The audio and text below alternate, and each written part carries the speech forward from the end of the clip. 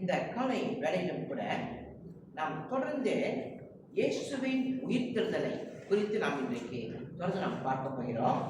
போன வாரம் ஈஸ்டர், தொடர்ந்து இந்த வாரமும் இயேசுவின் உயிர்த்தெழுதலை குறித்து நாம் பார்க்க போகிறோம். சற்று முன்பதாக வாசித்த அந்த பகுதியை எடுத்துக் கொள்ளுங்கள். யோவான் 20ஆம் அதிகாரம் வசனங்கள் 19 தொடங்கி 22 முடிய சற்று வாசிக்க நாம் கேட்டோம்.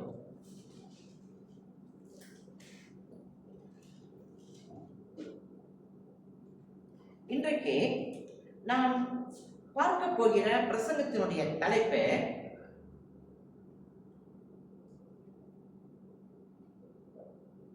இயேசுவின் உயிர்த்தெழுதல் உடைந்து போன எந்த மனிதனையும் மறுபடியும் உருவாக்கக்கூடியது. இயேசுவின் உயிர்த்தெழுதல் உடைந்து போன எந்த மனிதனையும் மறுபடியும் உருவாக்கக்கூடியது. The resurrection of Jesus has the power to rebuild any person who has been broken. இந்த அடிப்படையில் தான் இன்றைக்கு நம் செய்தியை பார்க்க போகிறோம். அன்பானவர்களே, இயேசுவின் உயிர்த்தெழுதல் நம்முடைய உயிர்த்தெழுதலுக்கு ஆதாரமாக இருக்கிறது. இயேசு உயிர்த்தெழவில்லை என்றால் உலகத்தில் மரித்த எல்லாருமே மரித்தே காணப்படுவார்கள். அவர் உயிர்த்தெழுந்ததினால் அவரை விசுவாசிக்கின்ற பிள்ளைகள் அத்தனை பேரும் உயிர்த்தெழுவார்கள். இயேசு கிறிஸ்து உயிர்த்தெழவில்லை என்றால் அவர் சொன்ன அத்தனை வார்த்தையும் பொய்யாகத்தான் இருக்கும். இயேசு சொன்ன அத்தனை வார்த்தையும் நாம் நம்ப அவசியம் இல்லை. ஏனென்றால் அவர் உயிர்த்தெழுகிறேன் என்று சொன்னார், ஆனால் உயிர்த்தெழாமல் போய்விட்டால் எல்லாமே பொய்யாகத்தான் மாறும். அவர் சொன்ன வார்த்தை அத்தனையும் பொய்யாக மாறும். ஆனால் இயேசு சொன்னபடி அவர் உயிர்த்தெழுந்தார்.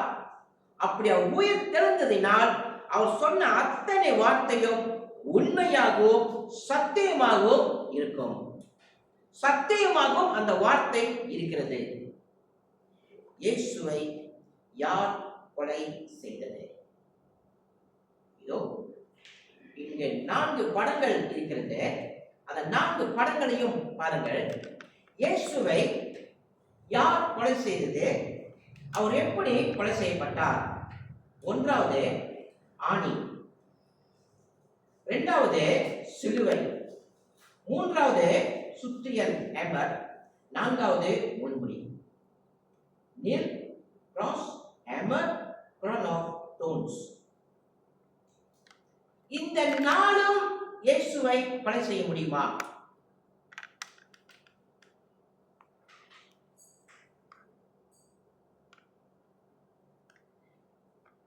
இந்த 4ம் நித்திய தேவகுமாரனாக இயேசுவை கொலை செய்ய முடியுமா? இந்த 4ம் அவரை கொலை செய்ததா?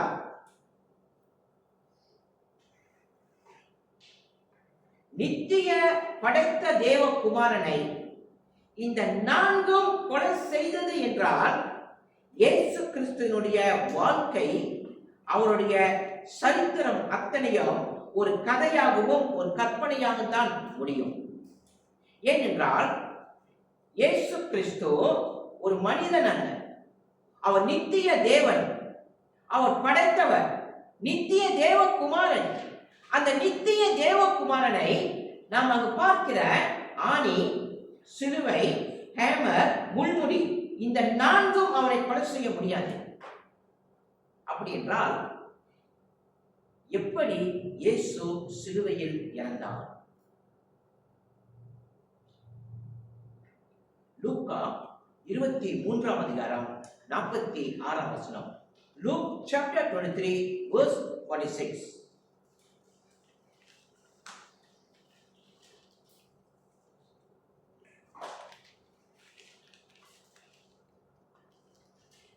லூக்கா 23:46. இயேசு, பிதாவே, உம்முடைய கைகளில் என் ஆவியை ஒப்புவிக்கிறேன் என்று மகா சத்தமாய் கூப்பிட்டு சொன்னார். இப்படி சொல்லி ஜீவனை விட்டார். யார் இயேசு கிறிஸ்துவை உயிரை சிலுவையில் யார் எடுத்தது? யாராவது எடுக்க முடியுமா? யாராவது அவர் சாகடிக்க முடியுமா? நித்திய தேவகுமாரனை. இந்த வசனம் சொல்கிறது 46ஆம் வசனத்தில், மகா சத்தமாய் கூப்பிட்டு சொன்னார், இப்படி சொல்லி ஜீவனை விட்டார். அவரே தன் உயிரை கொடுத்தார். யாருமே அவரை கொலை செய்ய முடியாது, யாருமே அவரை சாகடிக்க முடியாது. இயேசு கிறிஸ்து யார் என்று கேட்டால் நித்திய தேவன், அவர் படைத்தவர். ஆகவே இந்த கால வேளையில் நாம் பார்க்கக்கூடிய பிரசங்கத்தின் தலைப்பு, இயேசுவின் உயிர்த்தெழுதல் உடைந்து போன எந்த மனிதனையும் மறுபடியும் உருவாக்க கூடியது. நாம் கண்களை மூடி ஜெபம் செய்வோம். கர்த்தாவே, உம்முடைய உயிர்த்தெழுதல் எவ்வளவு பெரிய வல்லமையான செயலை அது செய்திருக்கிறது என்றும், அது என்ன காரியங்களை எங்கள் வாழ்க்கையில் செய்ய போகிறது என்றும், இந்த உலகத்தினுடைய தொடக்கத்திலிருந்து முடிவு வரைக்கும் அந்த உயிர்த்தெழுதலின் வல்லமை, ஆண்டவரே, உம்முடைய சுவிசேஷத்தையும் ரட்சிப்பையும் அது எப்படி இந்த உலகத்துக்கு கொண்டு வந்து அந்த செய்தி எப்படி மனம் திரும்புதலை ஏற்படுத்துகிறது என்று இந்த செய்தியெல்லாம் உயிர்த்தெழுதலில் நாங்கள் பார்க்கிறோம் ஆண்டவரே. ஆகவே உம்முடைய உயிர்த்தெழுதலின் செய்தி சாதாரண ஒரு வார்த்தை அல்ல. அது ஒரு கற்பனையும் ஒரு கதையும் ஏதோ ஒரு மந்திர சக்தியும் இல்லை ஆண்டவரே. அந்த உயிர்த்தெழுதல் என்னவென்றால், மரணத்தையே ஜெயித்து, பாவத்தை ஜெயித்து, சாத்தானை ஜெயித்து அந்த உயிர்த்தெழுதலை செய்தீர் ஆண்டவரே. ஆகவே அந்த உயிர்த்தெழுதல் செய்தியை நாங்கள் பார்க்கும் பொழுது, நாங்கள் கேட்கும் பொழுது, உடைந்து போன எந்த மனிதனையும், பலவீனமாகி போன எந்த மனிதனையும், சோர்ந்து போன எந்த மனிதனையும், கேள்விகளையும் சந்தேகங்களையும் தன் இருதயத்தில் வைத்திருக்கிற எந்த மனிதனையும் அந்த உயிர்த்தெழுதல் செய்தி மறுபடியும் உருவாக்க முடியும், மறுபடியும் கட்ட முடியும், மறுபடியும் எழுந்து நிற்க வைக்க முடியும் ஆண்டவரே. அது கல்லறையிலிருந்து உயிர்த்தெழுதல் ஆரம்பமான செய்தி ஆண்டவரே. இது அந்த வல்லமையோடு நாங்கள் இன்றைக்கு இந்த செய்தியை கேட்கவும், எங்கள் இருதயத்தை ஒப்புக் கொடுக்கவும், ஒரு முறை எங்களை நாங்களே சிந்தித்து பார்க்கவும் இந்த செய்தி நீர் ஆசீர்வதிக்க நாங்கள் ஜெபிக்கிறோம் ஆண்டவரே. இவை எல்லாவற்றையும் எங்கள் கருத்தில் ஒப்புக் கொடுக்கிறோம். எங்கள் குற்றங்களையும் எங்கள் பாவங்களையும் மன்னியும். இந்த செய்தி எங்களுக்கு ஆசீர்வதித்து தாரும் ஆண்டவரே. எல்லாம் கிறிஸ்து இயேசுவின் மூலம் கேட்கிறோம் எங்கள் ஜீவனுள்ள நல்ல பிதாவே, ஆமென். இந்த கால வேளையிலும் கூட இந்த செய்தியிலே 2 குறிப்பை நாம் பார்க்க போகிறோம். முதல் குறிப்பு, உயிர்த்தெழுந்த இயேசு உடைந்து போனவர்களை சந்தித்தார். இரண்டாவது குறிப்பு, உயிர்த்தெழுந்த இயேசு உடைந்து போனவர்களை ஆயத்தப்படுத்துகிறார். இந்த 2 செய்தியும், இந்த 2 குறிப்பையும் நாம் இன்றைக்கு பார்த்து செய்தியை நாம் கேட்கலாம். யோவான் 20ஆம் அதிகாரம் 19ஆம் வசனம். John chapter 20 verse 19.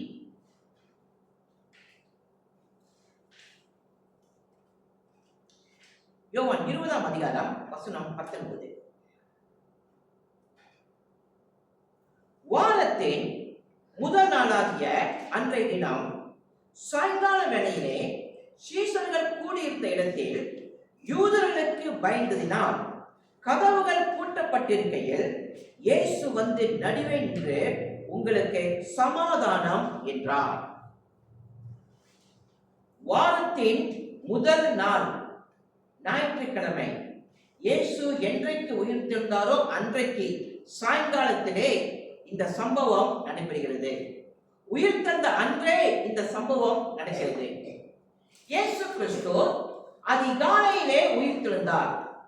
அவர் உயிர்த்தெழுந்த பிற்பாடு முதல் முறை அவரை யாரை அவர் சந்தித்திருக்க வேண்டும்? இயேசு உயிர்த்தெழுந்த உடனே முதலாவதாக அவர் போய் யாரை பார்த்திருக்கணும்? 3 பேர்களை நான் சொல்லுகிறேன் பாருங்கள். ஒன்றாவது, சிலுவையில் அவரை அறைந்த ரோமர்கள், அவர்களை போய் அவர் பார்த்திருக்கணும்.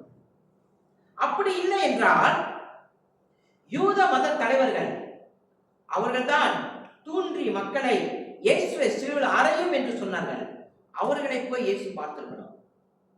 அப்படி இல்லைன்னா நேரா எருசலேமுக்கு போய் அந்த தேவாலயத்திலே நின்று தன்னுடைய உயிர்த்தெழுதலை காண்பித்திருக்க வேண்டும். ஏன் என்று கேட்டால், இயேசுவினுடைய மரணத்துக்கு இவர்கள் அத்தனையும் மிக முக்கிய காரணங்களாக இருந்தார்கள். இயேசுவை சிலுவையில் அறைந்த ரோமர்கள், யூத மத தலைவர்கள், எருசலேமில் உள்ள மக்கள். ஆனால் உயிர்த்தெழுந்த இயேசு அவருடைய வெளிப்பாடை இவர்களுக்கு அவர் காண்பிக்கவில்லை.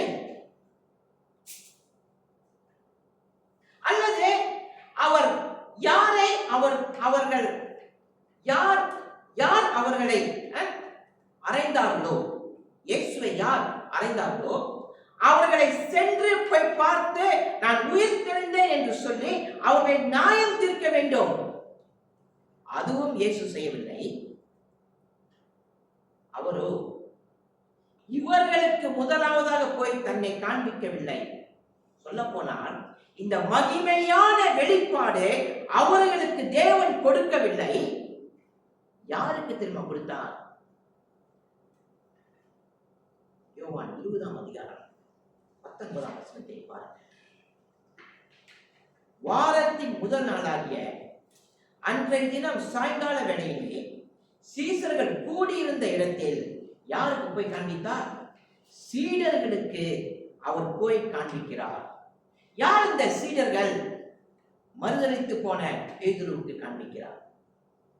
அவரை பிடிக்கும் போது ஓடினவர்கள், அவர்களுக்கு இயேசு தன்னை காண்பிக்கிறார். சொல்ல போனால் பலவீனமானவர்களுக்கு அடுத்து என்ன செய்ய வேண்டும் என்று தெரியாதவர்களுக்கு, உடைந்து போன நிலைமையிலே இருக்கிறவர்களுக்கு அவர் தன்னுடைய வெளிப்பாட்டை அவர் காண்பித்தார். எல்லாருமே அந்த சீடர்கள் அத்தனை பேரும் உடைந்து போன நிலைமையிலே இருக்கிறாங்க, துக்கத்தோடு இருக்கிறாங்க, பல கேள்வியோடு தன் வாழ்க்கையிலே இருக்கிறாங்க, பல விதமான சந்தேகத்திலும் இருக்கிறார்கள். இயேசு கிறிஸ்து அவர்களை போய் அவர் சந்தித்தார். அவர்களுக்கு தன்னுடைய உயிர்த்தெழுதலின் வல்லமையை அவர்களுக்கு அவர் காண்பிக்கிறார். உடைந்து போனவர்களுக்கு அவர் தன்னை வெளிப்படுத்தி காண்பிக்கிறார். 19ஆம் வசனம், அது வாயிலிருந்து புறப்பட்ட முதல் வார்த்தை,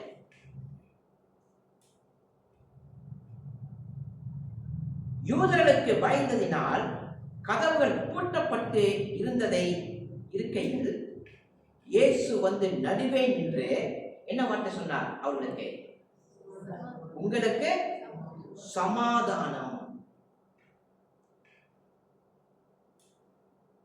இந்த சமாதான வார்த்தை யூதர்கள் அடிக்கடி சொல்வார்கள், உங்களுக்கு சமாதானம் உண்டாவதாக.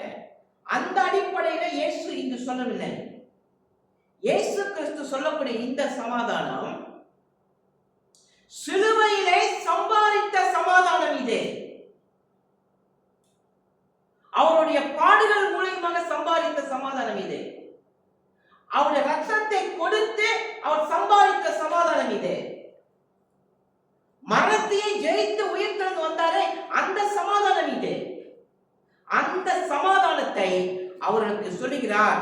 இந்த சமாதானம் நான் சிலுவையிலே பெற்றது, அந்த சமாதானத்தை நான் உங்களுக்கு தருகிறேன். அதாவது குழம்பிக் கொண்டிருந்த சீடர்கள், பயந்த சீடர்கள், அடுத்து என்ன செய்வது என்று தெரியாமல் இருந்த சீடர்கள், இந்த ஒரு வார்த்தை அவர்களுக்கு போதுமானது, எல்லாவற்றுக்கும் பதில் அவர்களுக்கு கிடைத்துவிடும். உயிர்த்தெழுந்த இயேசுவின் வாயிலிருந்து வந்த வார்த்தை இது, உங்களுக்கு சமாதானம். அன்பான தேவ பிள்ளைகளே, உங்கள் வாழ்க்கையில் குழப்பமா? உங்கள் வாழ்க்கையில் எதிர்காலத்தை குறித்து பயமா? என் வாழ்க்கையில அடுத்தது என்ன நடக்கப் போகிறது என்று எனக்கே தெரியாத ஒரு சூழ்நிலையா? இன்றைக்கு நாம் உடைய இருதயம், நம்முடைய மனநிலை உடைந்து போன நிலைமையிலே இருக்குதா? அல்லது நான் பலவீனமான சூழ்நிலையிலே காணப்படுகிறேனா?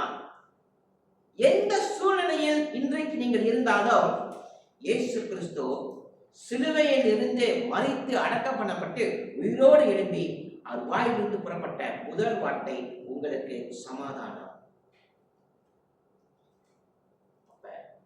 சமாதானம் யார் கொடுக்கிறாரோ அவர் மேல் உங்கள் இருதயத்தை வையுங்கள்.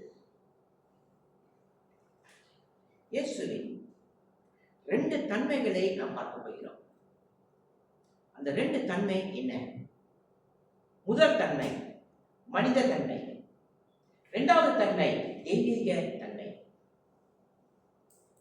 இந்த 2 தன்மையும் நாம் பார்ப்போம். சரி, 1வது மனித தன்மையை பார்க்கலாம். யோவான் 20ஆம் அதிகாரம் 20ஆம் வசனம்.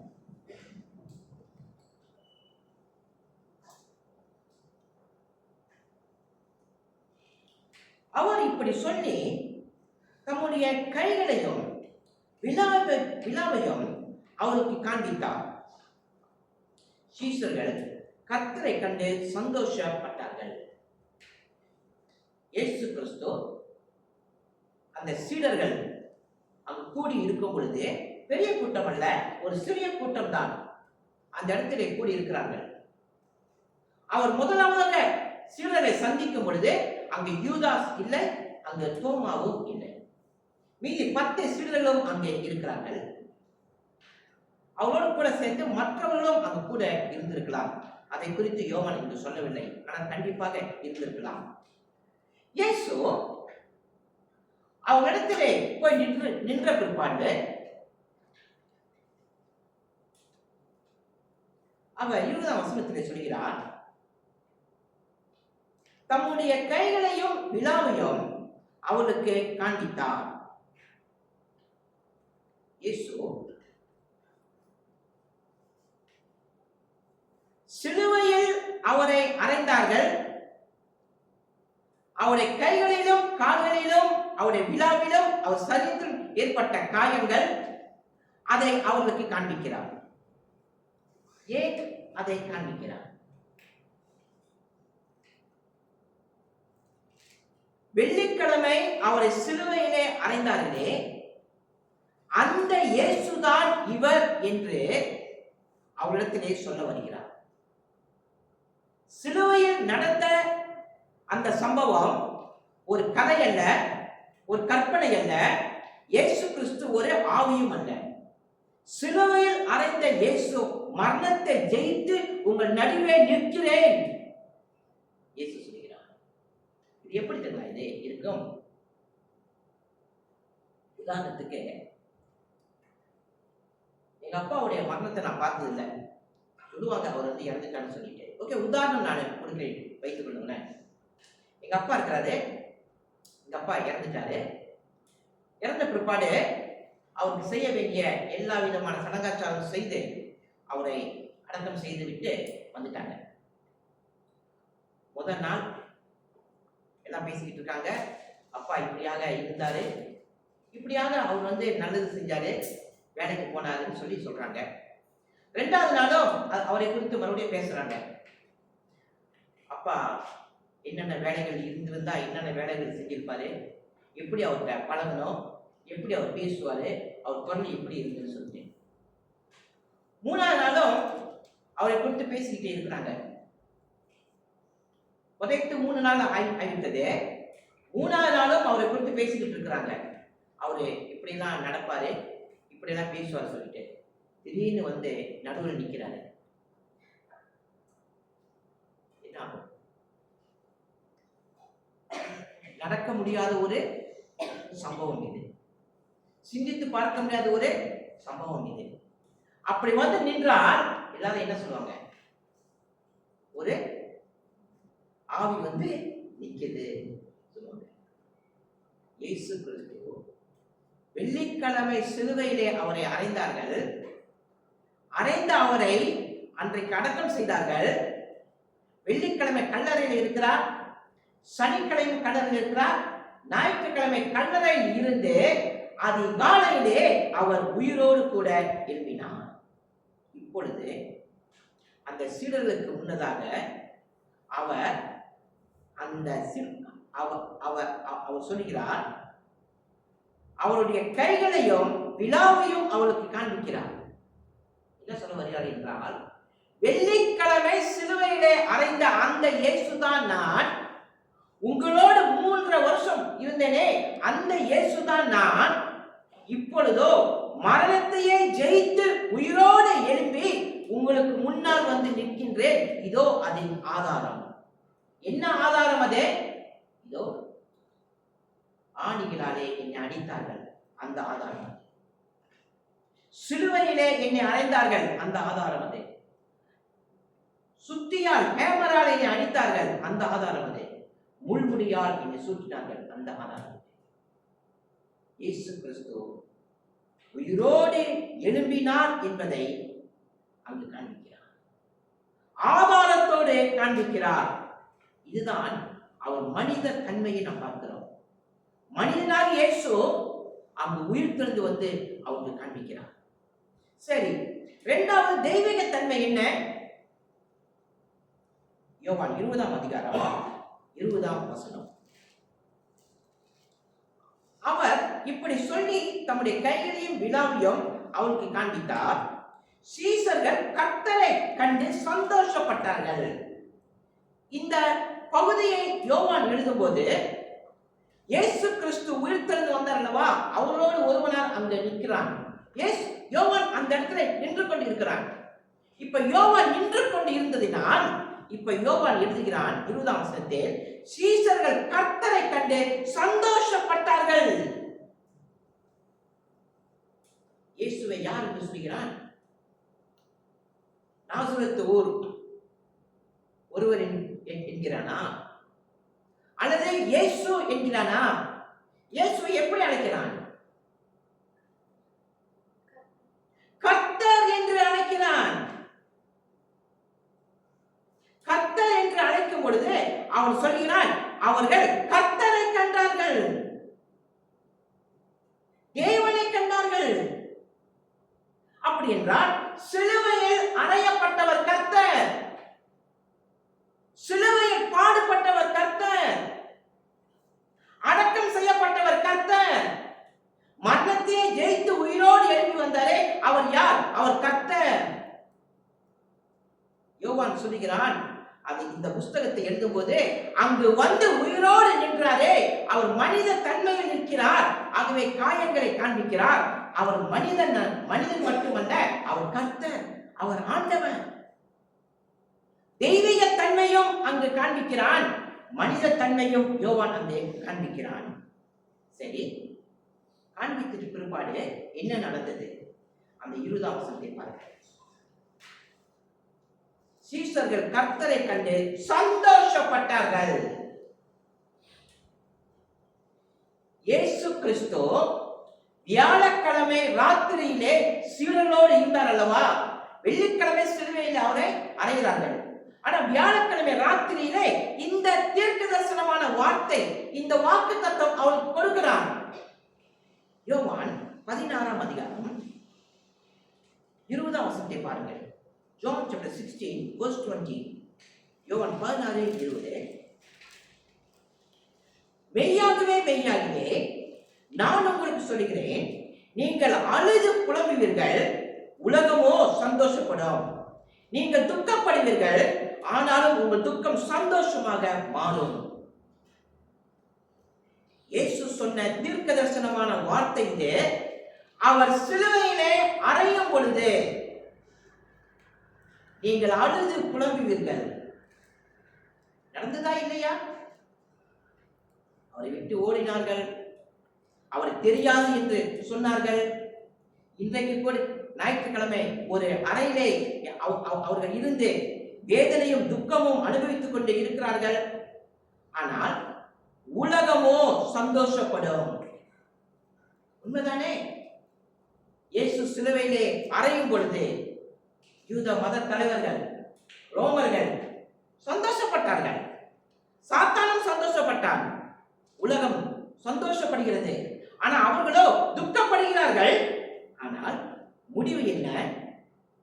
யோவான் 16 அதிகாரம் 20 வசனம், நீங்கள் துக்கப்படுவீர்கள், ஆனாலும் உங்கள் துக்கம் சந்தோஷமாக மாறும். எப்ப இந்த சந்தோஷம் வந்தது? யோவான் 20 அதிகாரத்திலே அந்த சீடர்கள் வாழ்க்கையிலே நடந்தது. யோவான் 20 அதிகாரம் வசனம் 19, சீஷர்கள் கர்த்தரை கண்டு சந்தோஷப்பட்டார்கள். அவர் உயிரோடு எழுப்பினார் அல்லவா, அதை பார்த்து அவர்கள் சந்தோஷப்பட்டார்கள். யோவான் அதை எழுதுகிறான். அவர்கள் துக்கம், அவர்கள் கவலை, அவர்கள் உடைந்து போன உள்ளம் அத்தனையும் சரி, எல்லாவற்றையும் கர்த்தர் உருவாக்கினார். எல்லாவற்றையும் கர்த்தர் மாற்றி அமைத்தார். புலம்பல் இல்ல, இனி துக்கம் அல்ல, இனி சந்தோஷம், இனி அவங்க சந்தேகம் அல்ல, இனி அவன் வாழ்க்கையில சந்தோஷம். என்ன சந்தோஷம்? கர்த்தரை கண்ட சந்தோஷம்.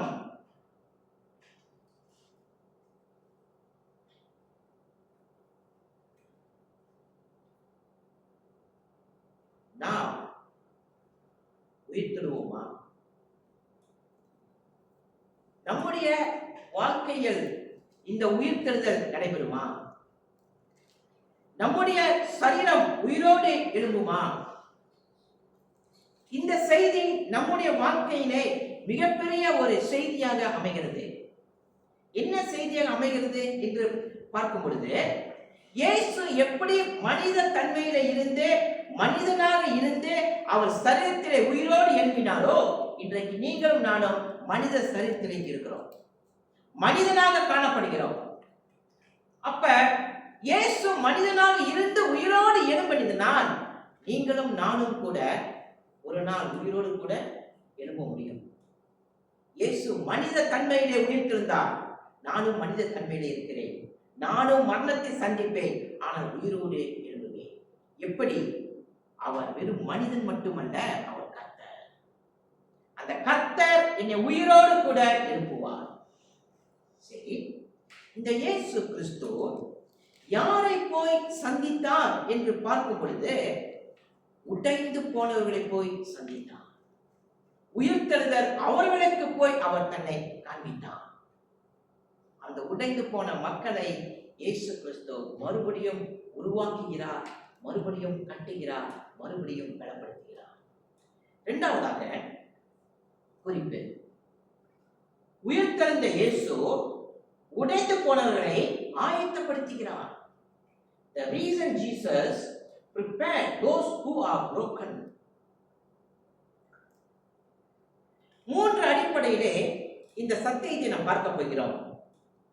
இந்த மூன்று அடிப்படையில், ஒன்றாவது உங்களுக்கு சமாதானம் இயேசு கூறுகிறார். இரண்டாவது உங்களை அனுப்புகிறேன் சொல்லுகிறார். மூன்றாவது பரிசுத்த ஆவியை பெற்றுக் கொள்ளுங்கள் என்று சொன்னார். இந்த மூன்று அடிப்படையிலே அவர்களை பலப்படுத்துகிறார். யாரை? உடைந்து போனவர்களை, பலவீனமானவர்களை, துக்கத்தோடும் துயரத்தோடும் இருக்கிறவர்களை அவர்களை என்ன செய்கிறார்? இந்த மூன்று அடிப்படையில் அவரை ஆயத்தப்படுத்துகிறார். முதலாவதாக உங்களுக்கு சமாதானம். யோவான் 20 அதிகாரம் வசனம் 21. John chapter 20 verse 21. இயேசு மறுபடியும் அவர்களை நோக்கி, உங்களுக்கு சமாதானம் உண்டாவதாக, பிதா என்னை அனுப்பினது போல நானும் உங்களை அனுப்புகிறேன் என்று சொல்லி, இயேசு 21 வசனத்திலே உங்களுக்கு சமாதானம். 19 வசனத்திலே அவர் கதவு பூட்டப்பட்டிருக்கையில் இயேசு சீடர்களை போய் சந்தித்து என்ன சொன்னார்? உங்களுக்கு சமாதானம். ஏற்கனவே சமாதானம் சொல்லிவிட்டார், மறுபடியும் ஏன் சமாதானம் என்று சொல்லுகிறார்? 2 முறை சொல்கிறார், உங்களுக்கு சமாதானம், உங்களுக்கு சமாதானம். சீடர்களுக்கு விளங்கலையா? அல்லது இயேசு சொன்னதை மறந்துட்டாரா? நாம சொன்னது உங்களுக்கு விளங்கல, இப்ப மறுபடியும் நான் சொல்லுகிறேன், அப்படியா சொன்ன? அப்படியா இருந்திருக்கோம்? இல்லை. முதல் முறை அவர் சமாதானம் என்று அவர்களுக்கு சொன்ன காரணம், உடைந்து போன அவர்கள், குழப்பத்தில் இருந்தவர்கள், தடுமாற்றத்தில் இருந்தவர்கள், பயந்தவர்கள் அவர்களுக்கு முதல் சமாதான வார்த்தை சொல்லி அவர்களை உடைந்து போன நிலைமையிலிருந்து அவர்களை விசுவாசத்துக்குள் அவர்களை உறுதிப்படுத்துகிறார். முதல் சமாதானம். சரி, இரண்டாவது சொன்ன சமாதானம் என்ன? அவர்களுக்கு பொறுப்பை கொடுக்க போகிறார். அந்த பொறுப்பை அவர்கள் செய்ய வேண்டும். அந்த பொறுப்பை அவர்கள் செய்வதற்கு இரண்டாவது வார்த்தை சொல்கிறார், உங்களுக்கு சமாதானம் உண்டாவதாக. அப்ப முதல் சமாதானம் உடைந்து போனவர்களை கட்டுகிறார். இரண்டாவது சமாதானம் அவருக்கு கொடுத்திருக்க பொறுப்புகளை செய்வதற்கான சமாதானம். அது இதுதான் நம்முடைய வாழ்க்கையிலும் கூட. இயேசு கிறிஸ்துவின் உயிர்த்தெழுதலை நாம் விசுவாசிக்கிறோம். இயேசு கிறிஸ்துவின் உயிர்த்தெழுதலை நாம் நம்பி ரட்சிக்கப்பட்டிருக்கிறோம். அது மட்டுமல்ல, அவர் கொடுத்த பொறுப்புகளையும் கடமைகளையும் நாம் செய்கிறவர்களாகவும் காணப்பட வேண்டும். இந்த உயிர்த்தெழுதலின் செய்தி அதைத்தான் நமக்கு சொல்லுகிறது. இப்பொழுது இயேசு கிறிஸ்துவோடு கூட இருக்கிறது யார் என்று கேட்டால், இந்த யோவான் 20ஆம் அதிகாரத்தில் அந்த 19ஆம் வசனத்திலே யார் யார் இயேசு அந்த இடத்துல இருந்தார்கள் என்று பார்க்கும் பொழுது, யூதாஸ் அங்கு இல்ல. யூதாஸ் நாடு கொண்டு இறந்து விட்டான். அதே வேளையில் தோமாவும் அங்கு இல்லை. தோமாவும் அந்த இடத்துல இல்லை. ஆனா மீதி 10 சீடர்களும் அங்கே இருக்கிறார்கள். அதிலே யோவான் மட்டும் வெளிப்படுத்த விசேஷம் எழுதுவதற்கு ஆண்டவர் அற்புதமாக அவனை பத்ம தீவிலே அனுப்பிவிட்டார். வயதான காலம் வரைக்கும் யோவான் அங்கே இருக்கின்றான். இருந்து யோவான் அந்த வெளிப்படுத்த விசேஷ புஸ்தகத்தை எழுதி அவன் வயதான காலத்தில் அவன் மரிக்கிறான். அவன் மட்டும்தான் வயதான காலத்தில் மரிக்கிறான். மீதி அத்தனை சீடர்களும், மீதி உள்ள அத்தனை சீடர்களும் 10 சீடர்களும் இயேசு கிறிஸ்துவுக்காக இரத்த சாட்சியாக இறந்தார்கள். உயிரையே கொடுத்தார்கள் இயேசு கிறிஸ்துவுக்காக. இயேசு கிறிஸ்து உயிர்த்தெழுந்து அவர் சொன்ன வார்த்தை, உங்களுக்கு சமாதானம் உண்டாவதாக. அவரை பார்த்து, இனி உங்க வாழ்க்கையில துன்பம் இல்லை, துயரம் இல்லை அப்படி சொல்ல, அப்படியே சொல்ல. எத்தனை துன்பங்கள் வந்தாலும், எத்தனை துயரங்கள் உங்கள் வாழ்க்கையில வந்தாலும், நான் கொடுக்கிற சமாதானம் அது உங்களோடு கூட இருக்கும். ஆகவே சொன்னாரே, உங்களுக்கு சமாதானம். இன்றைக்கு உங்கள் வாழ்க்கையிலே சமாதானம் இருக்குதா? எப்படிப்பட்ட சமாதானம் இன்றைக்கு உங்களுக்கு உங்கள் வாழ்க்கையிலே இருக்கிறது? இந்த உலகத்திலே துன்பங்கள் திடீரென்று வரும். நம்முடைய வாழ்க்கையில இருக்கக்கூடிய உறவினர்கள் திடீரென்று மாறுவார்கள். நண்பர்கள் திடீரென்று மாறுவார்கள். பலவிதமான குழப்படிகள் குடும்பத்தில் உருவாகும், வேலை இடத்துல உருவாகும். நம்முடைய வாழ்க்கையில பலவிதமான குழப்படிகள் உருவாகும். எந்த சமாதானத்தை நீங்க நம்பி இருக்கீங்க? வேலை இடத்திலே குழப்படி வந்துருச்சு, எந்த சமாதானத்தை நம்பி இருக்கீங்க? குடும்பத்திலே சமாதானம் உடைஞ்சு போச்சு, நண்பர் மத்தியிலே சமாதானம் போயிருச்சு, எதை நம்பி இருக்கீங்க? நம்ம இதோ உலகத்தினுடைய சமாதானத்தை நாம் நம்பினால் நம்முடைய வாழ்க்கையில தடுமாற்றமும் குழப்படிதான் வரும். ஆனால் இயேசு கிறிஸ்து 2 முறை சொல்கிறார் அல்லவா, உங்களுக்கு சமாதானம், உங்களுக்கு சமாதானம். அந்த சமாதானத்தை நம்முடைய வாழ்க்கையில விசுவாசித்து இயேசு கொடுக்கிற சமாதானத்தை நாம் இருதயத்தை வைத்துக் கொண்டால், அதை பிடித்துக் கொண்டால், எந்த வேத்திரம் தருவார், எந்த வேத்திரம் கலந்து போக மாட்டோம். திடீரென்று வேலை இடத்துல பிரச்சனை வரும், வேலை இடத்திலே மன தகராறுகள் ஏற்பட முடியும். ஆனால் சமாதானம் இருதயத்திலே இயேசு கொடுத்த அந்த சமாதானம் நம்முடைய வாழ்க்கையில இருந்தால் நாம் மறுபடியும் கட்டப்படுவோம். மறுபடியும் தேவன் நம்மை உருவாக்குவார். மறுபடியும் நாம் பலப்படுவோம்.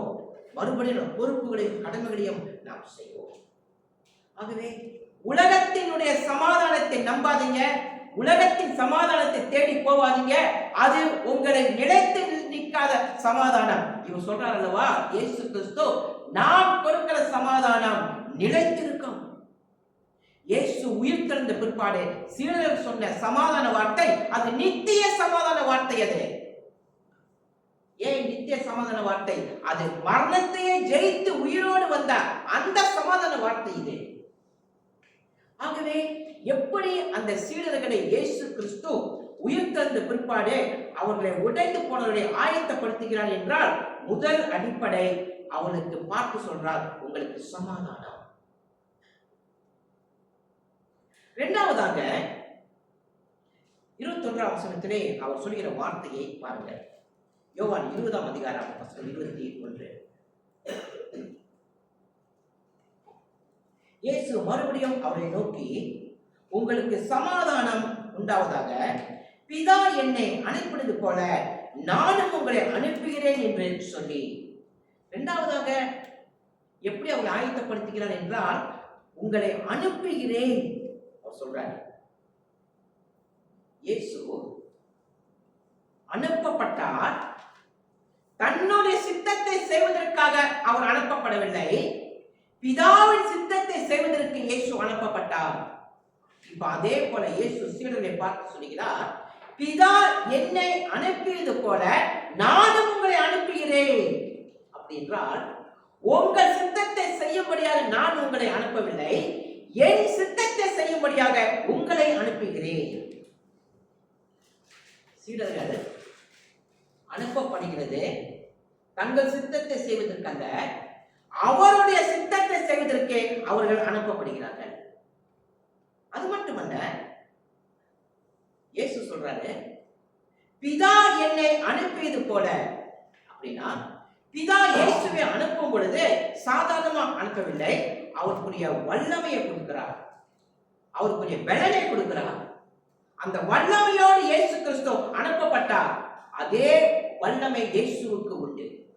பிதாவுக்கு இருக்கக்கூடிய அதே அதிகாரம், அதே வல்லமை, அதே மகிமை இயேசுவுக்கு உண்டு.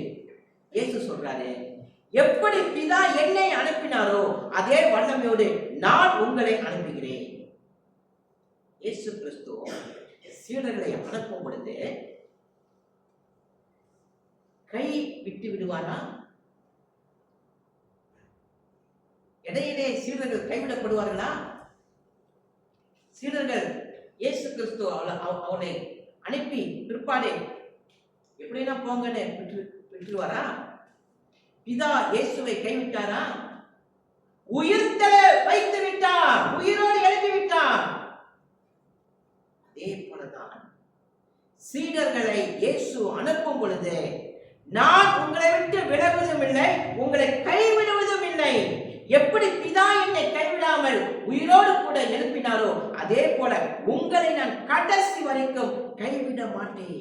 ஏன் அனுப்புகிறது யாரு? இயேசு கிறிஸ்து, உயிரோடு எழுப்பின இயேசு. இன்றைக்கு நீங்கள் எந்த இடத்துல இருக்கீங்க? இன்றைக்கு நீங்க யாரா இருக்கீங்க? இன்றைக்கு நீங்க யாருடைய சித்தத்தை செய்வதற்காக நீங்கள் உங்க இடத்துல வாழ்ந்து கொண்டிருக்கீங்க? உங்களை நீங்க கேட்டு பாருங்க. இன்னைக்கு யாருடைய சித்தத்தை நீங்கள் செய்றீங்க? யாருடைய விருப்பத்தை நீங்கள் செய்றீங்க? உங்கள் சித்தத்தையா? அல்லது தேவன் என்னை ரட்சித்தார், அவருடைய சித்தத்தை செய்யும்படியாக நான் அழைக்கப்பட்டிருக்கிறேன், அவர் சித்தத்தை செய்வதற்கு தேவன் எங்கே என்னை வைத்திருக்கிறாரோ அங்கு அவர் என்னை அனுப்பினார். அது வீடா இருக்கலாம், அது வேற இடமா இருக்கலாம், அல்லது நீங்கள் இருக்கக்கூடிய ஒரு சூழ்நிலையா இருக்கலாம். எங்கே உங்களை வைத்திருக்கிறாரோ அங்கு தேவ சித்தத்தை செய்யுங்கள். உங்கள் சித்தத்தை செய்வதற்கு அவர் உங்களை அனுப்பவில்லை, அங்கு அவர் வைத்திருக்கவில்லை அவரை. ஆகவே தேவ சித்தத்தை செய்வதற்காக ரட்சிக்கப்பட்டீர்கள். தேவ சித்தத்தை செய்வதற்காக உங்களை அனுப்பினார். எங்கு நீங்கள் இருக்கீங்களோ உங்கள் சித்தத்தை அல்ல, தேவ சித்தத்தையே செய்யுங்கள். மூன்றாவதாக எப்படி அவர்களை உருவாக்குகிறார்? 22ஆம் வசனத்தை பாருங்க. யோவான் 20ஆம் அதிகாரம் வசனம் 22. அவர்கள் மேல் ஊதி பரிசுத்த ஆவியை பெற்றுக் கொள்ளுங்கள். மூன்றாவது என்ன தெரியுங்களா? பரிசுத்த ஆவியை பெற்றுக் கொள்ளுங்கள்.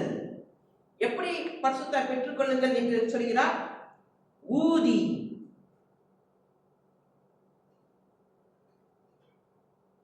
நாம் ஊதுவோம் அல்லவா?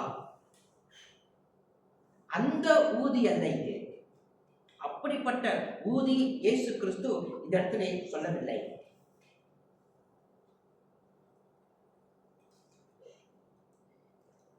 இயேசு கிறிஸ்து ஊதுகிறார், பரிசுத்த ஆவியாகிய தேவனை அவர்கள் பெற்றுக் கொள்கிறார்கள். இது யார் செய்ய முடியும் தெரியுங்களா? இப்படிப்பட்ட அற்புதமான செயலை மனிதன் செய்ய முடியாது. தேவன் மட்டுமே இப்படிப்பட்ட அற்புதமான செயலை செய்ய முடியும். எங்கு நாம் இதை பார்க்கலாம் என்றால், ஆதியாகமம் 2ஆம் அதிகாரம் 7ஆம் வசனம். Genesis chapter 2 verse 7. ஆதியாகமம் 2ஆம் அதிகாரம் 7ஆம் வசனம்.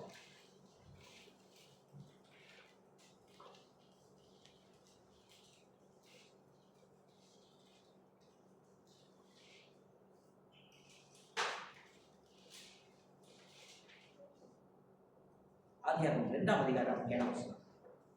தேவனாய கர்த்தர் மனுஷனை பூமியில் மண்ணிலே உருவாக்கி ஜீவ சுவாசத்தை அவன் நாசியிலே ஊதினார், மனுஷன் ஜீவ ஆத்துமாவானான். பாருங்கள், தேவன் ஊதினார், அவர் சுவாசத்தை ஊதினார், மனிதன் ஜீவ ஆத்துமாவானான். மண்ணில் படைக்கப்பட்ட மனிதன் தேவன் ஊதினார், அவன் உயிருள்ளவனாக மாறினான். இந்த அற்புதம் யார் செய்தது? தேவன் செய்தது. இப்ப அதே போல இயேசு கிறிஸ்து ஊதி பரிசுத்த ஆவியை அவனுக்கு கொடுக்கிறார், சீடர்களுக்கு பெற்றுக் கொள்ளுங்கள் என்று. சரி, இது ரெண்டுக்கும் என்ன வித்தியாசம் இருக்கிறது? பரிசுத்த ஆவியானவர் பெந்தகோஸ்து நாளிலே நிரந்தரமாக வரப்போகிறார் 2ஆம் அதிகாரத்தில். அதற்கு முன்னதாக இயேசு ஏன் பரிசுத்த ஆவியை பெற்றுக் கொள்ளுங்கள் என்று அவர்களுக்கு சொல்கிறார்? எப்படி தேவன் ஊதி ஆதாமுக்கு உயிரை கொடுத்தாரோ அதே போல பரிசுத்த ஆவியை பெற்றுக் கொள்ளுங்கள் என்று இயேசு ஊதி இதை செய்கிறார். ரெண்டுக்கும் என்ன வித்தியாசம்? ஏன் இயேசு இதை செய்தார்? சீடர்கள் வாழ்க்கையில ஏன் இதை செய்தார்? தேவனாகிய கர்த்தர் மனிதனுக்கு சுவாசத்தை அவர் ஊதி அவனை உயிரோடு எழுப்பி அவன் ஜீவ ஆத்துமாவானான். ஆனால் அவன் அவருக்கு கீழ்ப்படியவில்லை.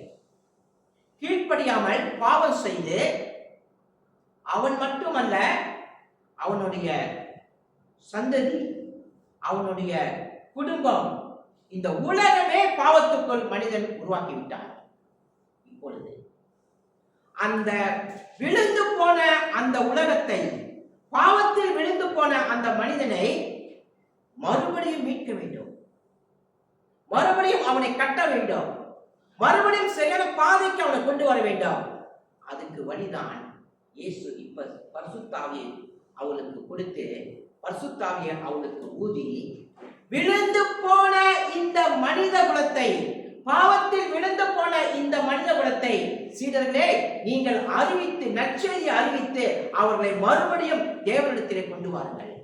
என்னவென்று கேட்டால், முதல் ஊதி அவனுக்கு ஜீவனை கொடுத்தார் அல்லவா? அந்த ஜீவனை பெற்றுக்கொண்ட மனிதர்கள் பாவம் செய்து தேவ ராஜ்யத்தை இழந்தார்கள். இப்ப இரண்டாவது பரிசுத்த ஆவியை சீடர்கள் கொடுக்கிறார் அல்லவா? மறுபடியும் அவர்களை தேவ ராஜ்யத்துக்குள் போய் கொண்டு வாங்க, நற்செய்தி போய் அறிவிங்க, மறுபடியும் அவர் தேவனிடத்திலே கொண்டு வாங்க. அப்ப ரெண்டுக்கும் மிகப்பெரிய வித்தியாசம் இருக்கிறது. தேவன் ஊதினார், மனிதன் ஜீவ ஆத்துமாவானான். இயேசு ஊதினார், சீடர்கள் பரிசுத்தாவை பெற்று நற்செய்தியை அறிவிக்கும்படியாக அவர்கள் போனார்கள். இரண்டாவது ஏன் தெரியுங்களா?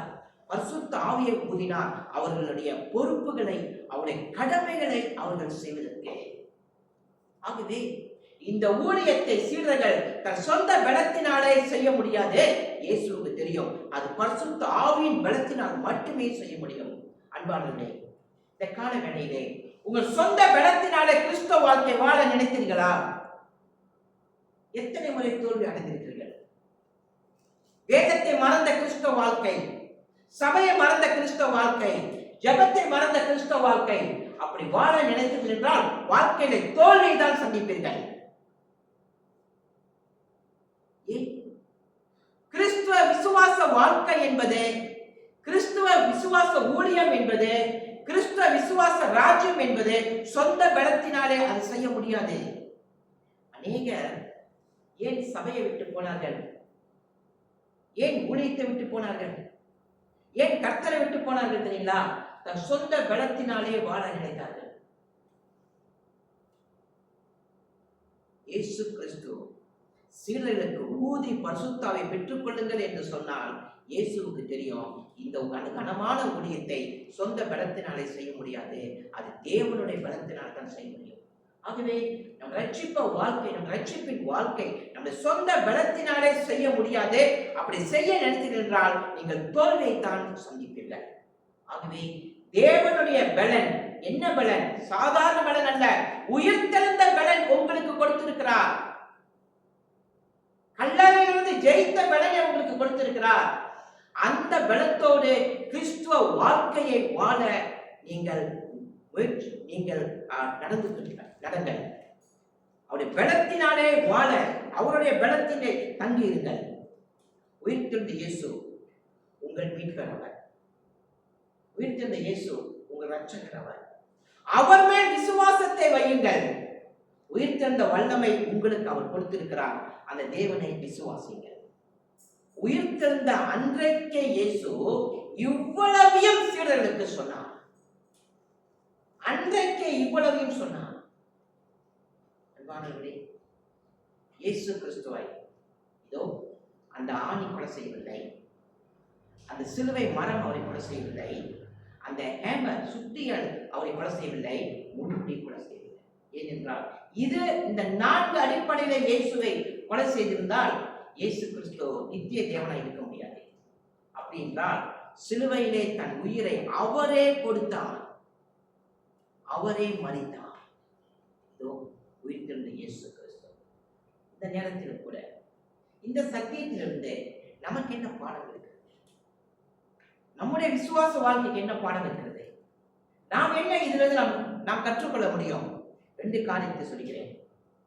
ஒன்றாவது, உடைந்து போன எந்த நிலைமையில் நீங்கள் இன்றைக்கு இருக்கீங்க?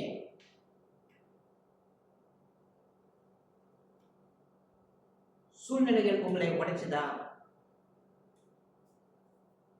உங்களுடைய நீங்கள் வாழக்கூடிய இடம் உங்களை உடைத்ததா?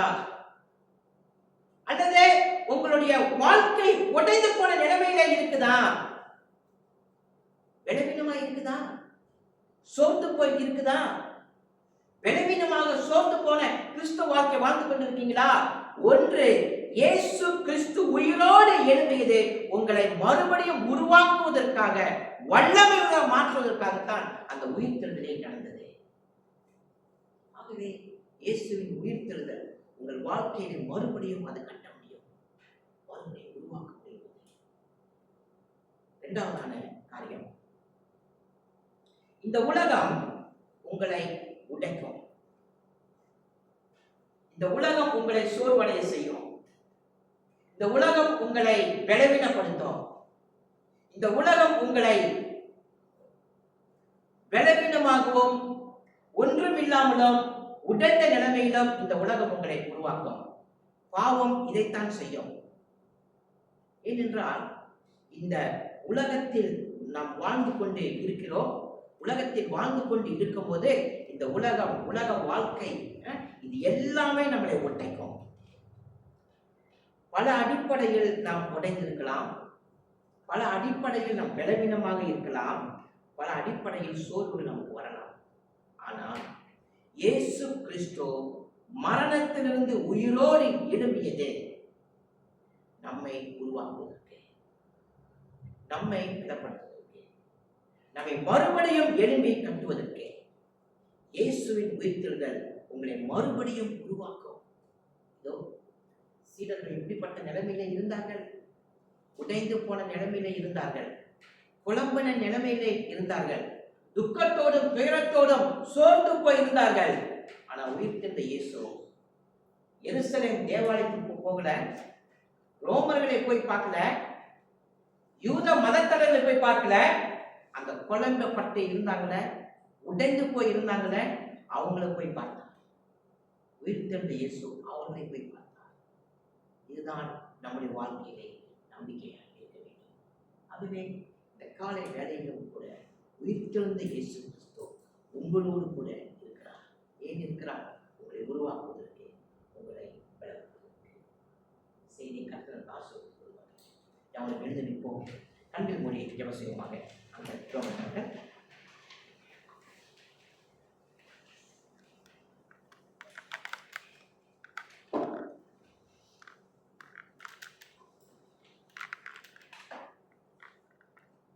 அன்பின் பரலோக பிதாவே, உம்முடைய பரிசுத்த ஆவியானவர் எங்கள் மத்தியில் அசைவாடி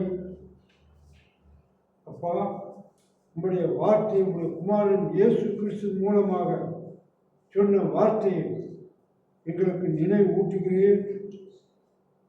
அப்பா, எங்கள் ஆண்டவராய் இயேசு கிறிஸ்து ரோமர்களால் யூத தலைவர்களால் அப்பா அவர் ஆண்டை கத்த கொலை செய்யப்பட்டாலும் அது ஆண்டை கத்த உம்முடைய சுத்தமாய் உம்முடைய தீர்மானத்தின் பிரகாரம் தன்னுடைய ஜீவனை அப்பா அவர் விட்டார். ஆண்டை கத்தாவே, அவர் விட்ட காரணம் நாங்கள் ஆண்டை கத்தாவே எங்கள் ஆண்டவராய் இயேசு கிறிஸ்துக்குள் அப்பா அப்படிப்பட்ட ஒரு விசுவாசத்தோடு ஒரு செயலில் நாங்கள் காணப்பட வேண்டும். ஆண்டவரே, எங்களுடைய அன்றாட வாழ்க்கையில் எத்தனை இன்னல்கள், இக்கட்டுகள், பிரச்சனைகள், சவால்கள், எதிர்ப்புகள், தடுமாற்றங்கள், ஏமாற்றங்கள் இருந்தாலும் எங்கள் ஆண்டவராய் இயேசு கிறிஸ்து எங்களுக்கு கொடுத்த அந்த சமாதானம், அந்த ஆண்டை கத்தா அபிஷேகம் எங்களுக்குள் ஆண்டை கத்தாவே இந்த நாளிலும் ஆண்டே எங்களை நடத்த வேண்டும். ஆண்டவரே ஐயா, நாங்கள் ஆண்டை வெறும் பேருக்கு கிறிஸ்துவர்கள் ஆண்டவரே, ஆனால் உம்முடைய சித்தத்தை இயேசு கிறிஸ்து உம்முடைய சித்தத்தை செய்தது போல் நாங்களும் எங்கள் ஆண்டவராய் இயேசு கிறிஸ்துடைய சித்தத்தை நாங்கள் செய்ய எங்களை அழைத்திருக்கிறீர்கள். ஆண்டவரே கர்த்தாவே, இதை நாங்கள் மறைந்து விடாமல் எங்களுடைய அன்றாட வாழ்க்கையில் ஏதாவது ஒரு வழியில், ஏதாவது ஒரு ஆண்டு நிலையில் நாங்கள் எங்கள் ஆண்டவராய் இயேசு கிறிஸ்துவுக்கு சாட்சிகளாக விளங்கவும் அப்பா அவருக்கு ஒரு சித்தத்தை செய்யவும் எங்களுக்கு ஆண்டை கத்தார் அருள் புரியும். ஆண்டவரே, இதற்காக உங்களுடைய பரிசுத்த ஆவியை எங்களுக்கு தந்திருக்கிறீர்கள். ஆண்டவரே, எங்களுடைய சொந்த முயற்சி, சொந்த திறமை, சொந்த பலன் அப்பா எங்களுடைய சொந்த ஞானம் எதுவுமே எடுப்படாதான்று அதெல்லாம் உங்களுக்கு முன்பாக குப்பை. ஆண்டவரே,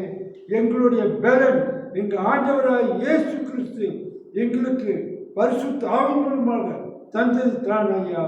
இதை நாங்கள் மறந்து விடாமல் சபையோர்கள் நாங்கள் அப்பா எங்களுடைய இருக்கிற இடத்தில், வட்டாரத்தில், அப்பா அலுவலகத்திலும், அப்பா தொழிற்சாலையிலும், அப்பா இன்னும் புதிய இடங்களிலும் நாங்கள் கூடுகிற இடத்தில் எங்கள் ஆண்டவராய் இயேசு கிறிஸ்துடைய சித்தத்தை செய்து நிறைவேற்ற எங்களுக்கு உதவி செய்யும். அப்பா, உம்முடைய ஆவியானவர், பரிசுத்த ஆவியானவர் எப்போதும் எங்களுக்கு ஐயா துணையாய் இருந்து இதை செய்வதற்கு அது வேண்டிய பலத்தையும் ஞானத்தையும் அப்பா ஆற்றலையும் தருகிற தேவனாய் இருக்கிறார். ஆண்டவரே, உமக்கு நன்றி கூறி ஸ்தோத்தரிக்கிறோம். அப்பா, தொடர்ந்து ஆண்டை கர்த்தாவே அப்பா, இதோ ஆண்டை கர்த்தாவே இந்த அப்பா நற்செய்தியை எங்களுடைய இதயத்தில் வைத்து நினைவு கூர்ந்து அது ஒவ்வொரு நாளும் தியானித்து நாங்கள் அதன்படி வாழ